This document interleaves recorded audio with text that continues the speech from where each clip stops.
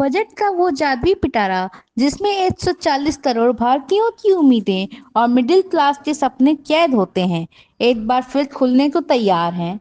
1 फरवरी 2026 को वित्त मंत्री निर्मला सीतारमण जब संसद में अपना बजट पेश करेंगी, तो सबकी निगाहें इस बात पर टिकी होंगी कि क्या पिछले बार की तरह इस बार भी टैक्स के मोर्चों पर कोई बड़ा धमाका होगा। पिछले साल 12 लाख की आय को टैक्स पे करके सरकार ने जो मास्टर स्ट्रोक खेला था, उसने मध्यम वर्गीय परिवारों को उम्मीदों के साथ में आसमान पर पहुंचा दिया था। इस बार बजट इसलिए भी ऐतिहासिक होने वाला है क्योंकि दशकों पुराना इनकम टैक्स 1961 एक्ट अब इतिहास बनने जा रहा है और इसकी जगह पूरी तरह से नया इनकम टैक्स एक्ट 2025 लेगा। नए का मुख्य उद्देश्य टैक्स की जटिलताओं को खत्म कर उसे सरल बनाना है, ताकि एक आम आदमी भी बिना किसी उलझन के अपना टैक्स कैलकुलेट कर पाए।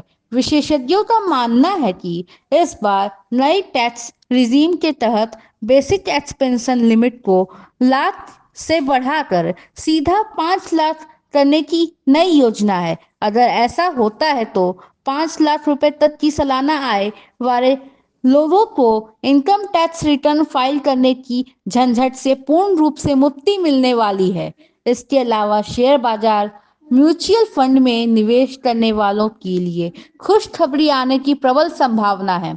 उम्मीद की जा रही है कि लॉन्ग टर्म कैपिटल गेन्स यानी कि एलटीसीजी की टैक्स फी सीमा को 1.25 लाख से बढ़ाकर 2 लाख कर दिया जाएगा, जिससे कि छोटे और मंझले निवेशकों की बजट में इजाफा होने वाला है। बजट में केवल टैक्स की दरें नहीं बदलेंगी, बल्कि आपकी जेब पर पड़ने वाले रोजमर्रा के खर्चों का हिसाब भी बदलने वाला है।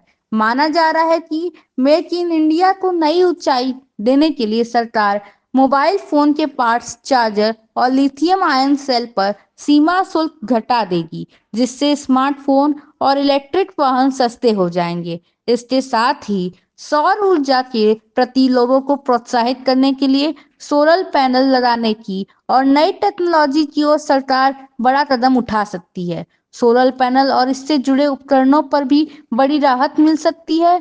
दूसरी तरफ लग्जरी गाड़ियां, विदेशी शराब, सिगरेट और इम्पोर्टेड ज्वेलरी पर टैक्स की कैची चल सकती है, जिससे यह चीजें और महंगी हो जाएंगी। 1 अप्रैल 2026 से लागू होने वाला नया इनकम टैक्स कानून और 1 फरवरी का यह बजट मिलकर तय करेंगे कि आने वाला साल में आम आदमी की थाली में कितनी राहत होगी और देश की अर्थव्यवस्था कितनी तेजी से दौड़ने वाली है।